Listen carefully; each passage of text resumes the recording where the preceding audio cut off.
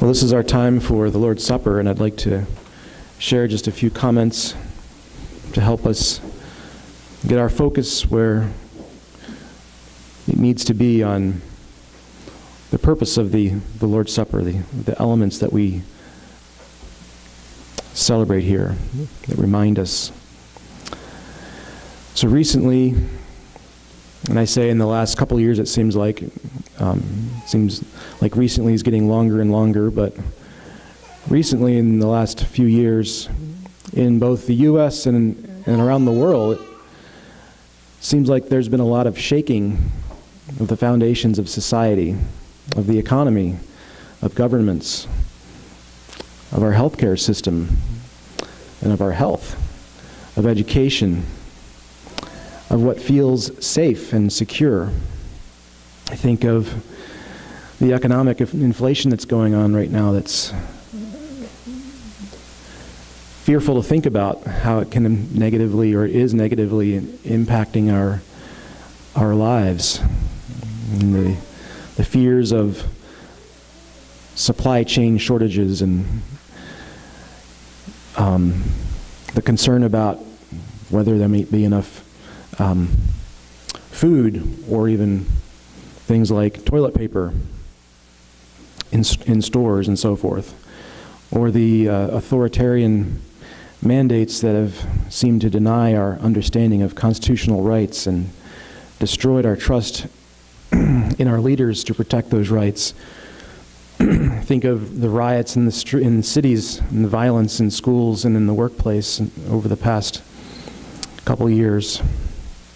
And most recently, I think of the tragic situation that happened right here in Smithsburg this week. The war in Ukraine, talk of World War III, nuclear attack. Just seems like there's a lot of uncertainty and unrest that the foundations of our world, the safety and the stability that we've known has really been shaken. We really have enjoyed a significant amount of peace and prosperity in our life, in our country, that's actually been unparalleled in world history. The level of comfort and prosperity that we've known is really amazing. That we can even, just simple things like be able to go to a tap and turn on running water. That's not a luxury that most people throughout history have had. Even many kings didn't have that luxury. And even today, many people around the world don't have that ability. And that's just one small example. And the peace that we've known in our nation has been, when you think about it in the grand scheme of things in world history, we've actually had a very peaceful nation. We have much to be grateful for. And we want that to continue. We would like to see that stability continue, the peace and prosperity continue on. But God has bigger plans for us.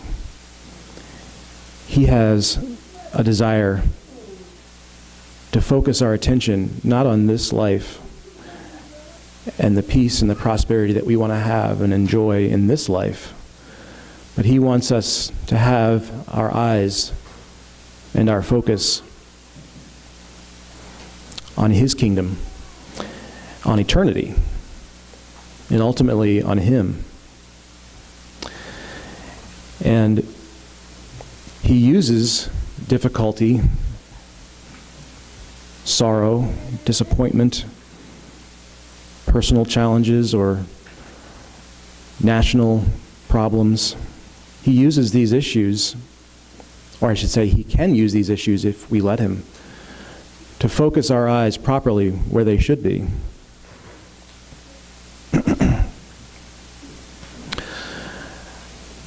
There are many in the world that do try to capitalize on these fears and uncertainties, politicians and those who want to gain our trust or gain our compliance, often try to use these fears. The media loves to sell fear. It's a great clickbait, and it sells newspapers. It sells viewership. But yet, that's an inappropriate use of fear. But Jesus said who we should be fearing. Jesus said in Luke chapter 12, says, "I say to you, my friends, be not afraid of them that kill the body, and after that have no more that they can do. But I will forewarn you whom ye shall fear. Fear him, which after he hath killed hath power to cast into hell. Yea, I say unto you, fear him." So children, who is that Jesus is talking about? Who is this that we should fear? Not just, he doesn't just have the power to kill our lives physically, but hath power to cast us into hell. Who is Jesus talking about? Nathaniel? That's right, God. The King of the universe, the judge of all the earth, has the power not only to kill us, to take our lives, but he has also the power to save us or to cast us into hell. And then Jesus gives this comforting reminder of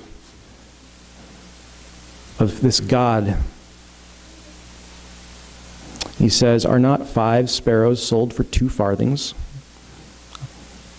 So a farthing is a small amount of money. I didn't look up what the value is, but it's not much. "Are not 5 sparrows sold for 2 farthings? And not one of them is forgotten before God? But even the very hairs of your head are all numbered." So God knows you. He even knows how many hairs are on your head. And if he sees when 5 sparrows are sold for 2 farthings, he doesn't even forget that. He sees the little insignificant things of little birds.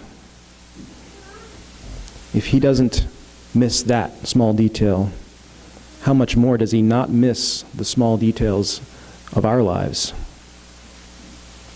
"Fear not, therefore," Jesus said, "ye are of more value than many sparrows."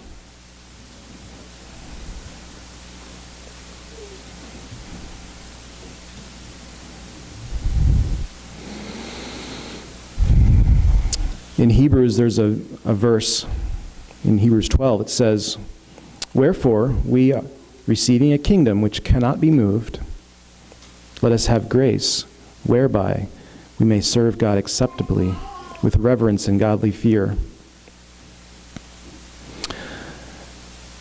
So, the kingdom that we are receiving is one that cannot be moved.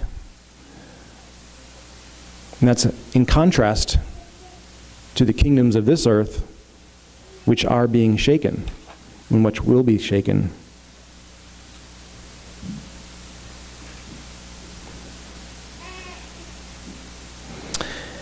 Verse 26 says, "Whose voice then shook the earth, but now he hath promised, saying, Yet once more, I shake not the earth only, but also heaven.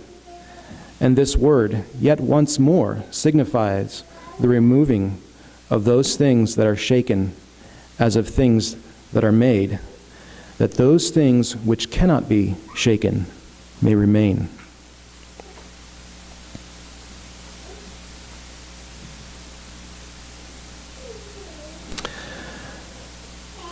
So, on one hand, God is a fearful God who who is shaking and will shake the earth once more.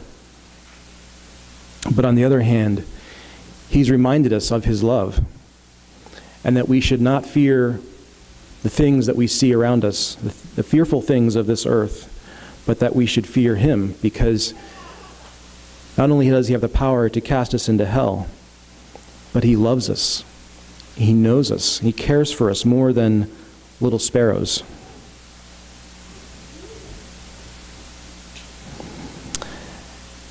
And so this time is an illustration, is a reminder to us that Christ died on the cross for our sins, that he provided a means for us to come to God, that we were unable in our own strength to come to Christ.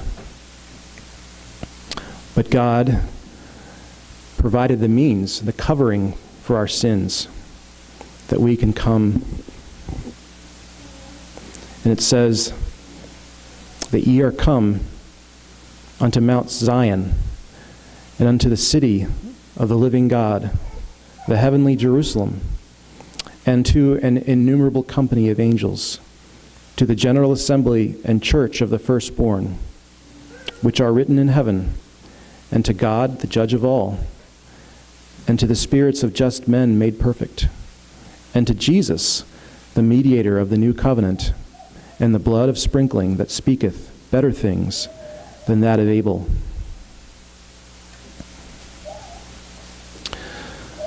So Christ loves us, and this Lord's Supper is a reminder to us of his love, that not only will he shake the earth once more, but that he has provided a means for us to come to him and to be loved by him and to be one with him in his kingdom.